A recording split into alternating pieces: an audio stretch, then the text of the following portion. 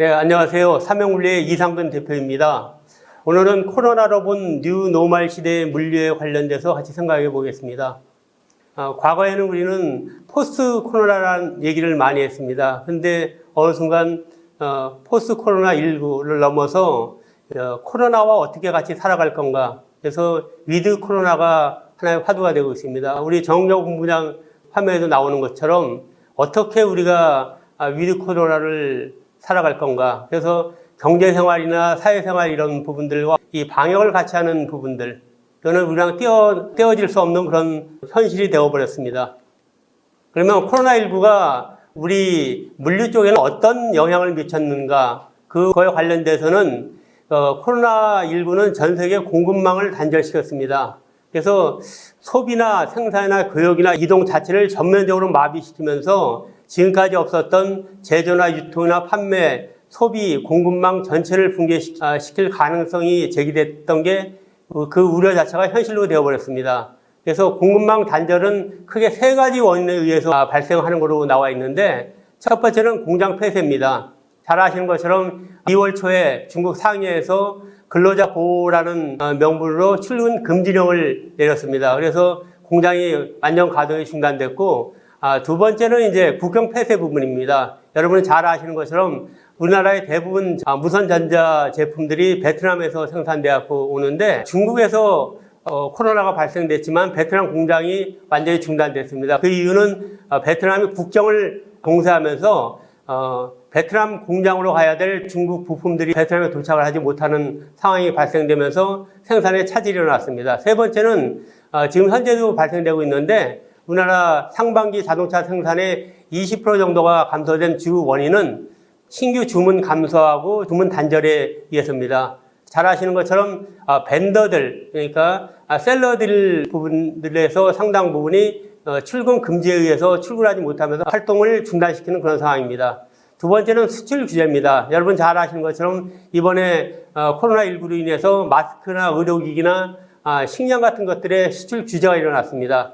그래서 공급망이 중단됐고, 그 다음에 과거에는 일본의 반도체 소재 수출에 대한 부분들, 그 다음에 최근에는 화웨이에 대한 미국의 제재 부분이 이어지면서 수출 규제가 공급망 단절을 시키는 하나의 원인이 되고 있습니다.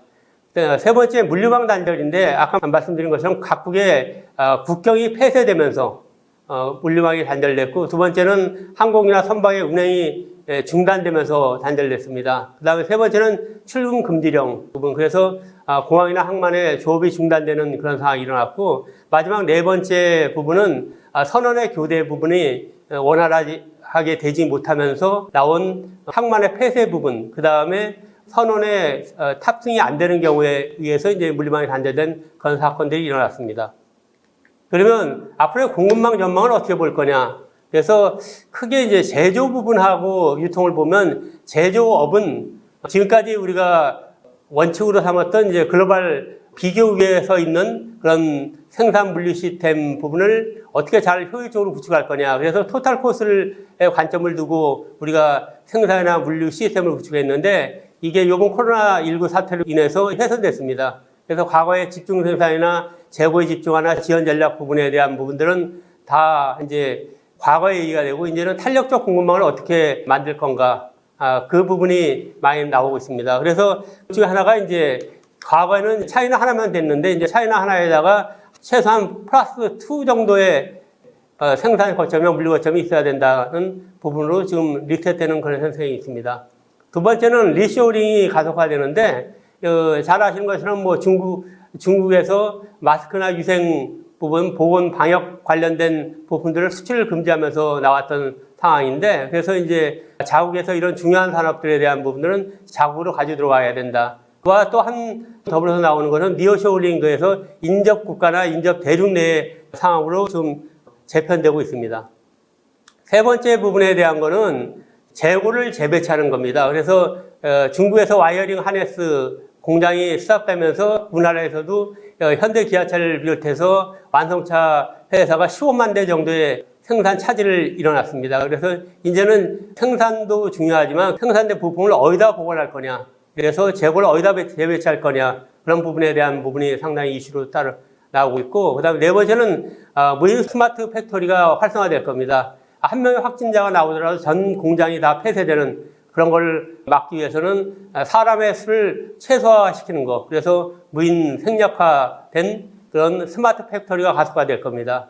다섯 번째는 유연 생산 시스템이 구축되면서 업종의 경계를 넘는 유연 생산 시스템 부분에 의해서 결국은 거기에 대응하는 물류가 일어날 것 같습니다. 그다음에 여섯 번째는 개인 맞춤형 적시 생산 부분이 활성화될 것 같습니다. 그래서 지금 소품종 대량에서 다품종 소량 생산에서 다시 대량 맞춤 생산으로 변화될 것 같습니다. 그다음에 일곱 번째는 이제 공장 공유하고 무공장 제조 기업이 출현할 것 같습니다. 그래서 지금까지 했던 잘 알고 있는 공유 주방이나 공유 창고에 이어서 이제 공유 공장 개념이 새로 나오면서 애플이나 나이키처럼 공장 없이 무공장 제조업도 다수 탄생할 것으로 예상하고 있습니다.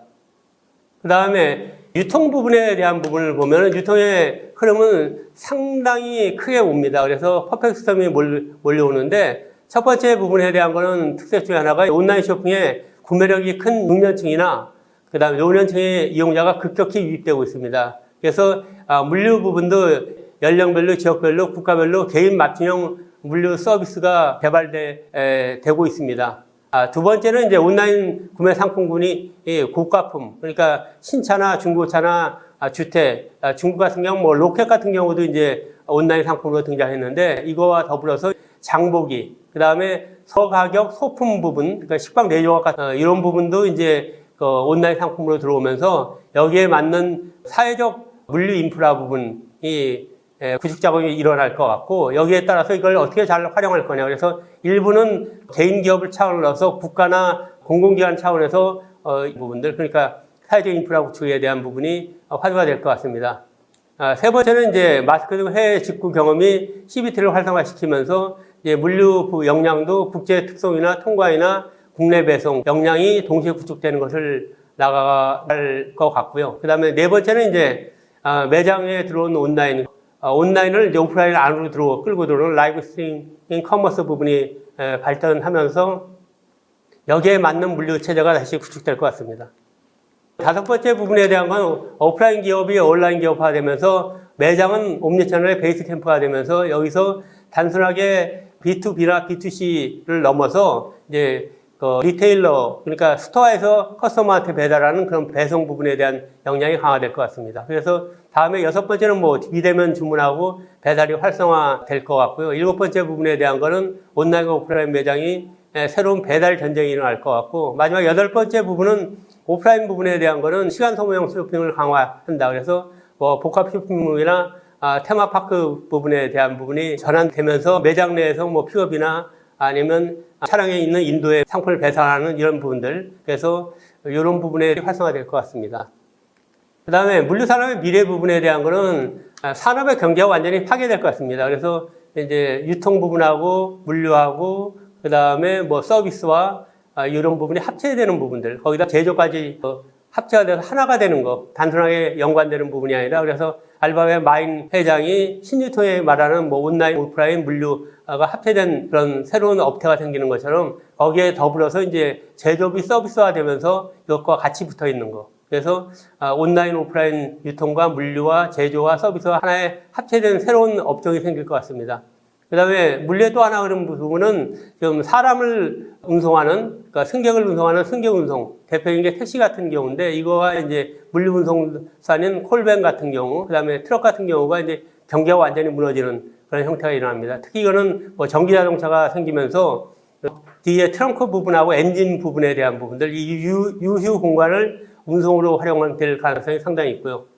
세 번째 부분은 뭐 자가용하고 영업용. 그래서 대표적인 게 이제 여러 나오는데 지금 쿠팡에 승용차 가지고 배달하는 플렉서 같은 경우 이런 부분에 대한 것들은 지금 현재는 법적으로 문제가 되지만 앞으로는 이제 합체돼서 새로운 업종이 생길 것 같습니다.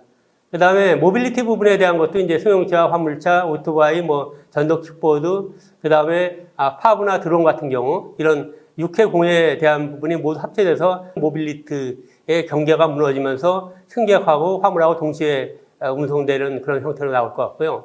그 다음에 두 번째는 새로운 바이러스와 전쟁은 계속됩니다. 그래서 13년 주기설 얘기 나오고 있는데 13년 만에 아니면 20년 내에 새로운 더 강한 바이러스가 들어온다. 그래서 바이러스와 같이 생활해야 되는 그런 부분이기 때문에 상시되는 위드 코로나 부분으로 나갈 것 같습니다. 그 다음에 각광받는 서비스는 이제 생활 밀착형 물류 서비스. 물류라 그러면 지금까지는 이제 개인 생활하고는 떨어진 산업 물류만 생각했는데 상당 부분 이제 생활 밀착형 물류 서비스가 우리 생활 속으로 들어올 것 같습니다. 그래서 물류의 새로운 이슈 부분에 대한 거는 앞으로 지금 공부하는 학생들 입장에서 앞으로 미래에 어떤 부분으로 나갈 거냐. 그래서 물류가 이제 코로나19를 인해서 상당 부분 각광받는 산업이 됐고 중요한 산업이 되어 있기 때문에 요 새로운 이슈와 관련된 부분을 좀 관심 있게 볼 필요가 있습니다. 첫 번째는 경제 파괴와 관련된 거는 아까 말씀드린 것처럼 물류는 물류만 보는 게 아니라 제조와 유통과 물류와 서비스 업종이 경계를 넘어서는 새로운 업종이 생기기 때문에 거기에 적합한 경제 파괴와 관련된 것에 관심을 좀 가질 필요가 있고 또 물류와 교통의 업종의 경제 파괴에 대한 부분도 마찬가지고요. 그 다음에 코로나19가 오면서 바이러스 전쟁이 계속되면서 여기에 관련된 공급망 단절에 관련된 부분들, 공급망 단절 예방에 관련된 것, 우회 경로에 관련된 것, 복구에 관련된 이런 부분에 대한 것들이 물류의 새로운 이슈가 될 것 같고, 세 번째 부분은 아까 생활 밀착형 물류 서비스가 발전되면서 이것을 지원할 수 있는 배달 선진화나 보관 선진화나 그 다음에 이제 공유 물류 부분들, 공공 물류에 관련된 부분들 이슈가 될 것 같고요. 그 다음에 스마트 시티나 스마트 팩토리 부분에 대한 것들이 이슈가 되면서 여기에 필수적으로 들어가야 될 물류 부분에 대한 것. 이걸 어떻게 물류 시스템과 같이 연관시킬 건가. 이 부분에 관련된 부분들이 새로운 이슈이기 때문에 이 관련된 부분들에 관심을 갖고 앞으로의 미래의 물류에 대한 방향을 잡아가시는 게 상당히 좋을 것 같습니다. 이상 마치겠습니다. 감사합니다.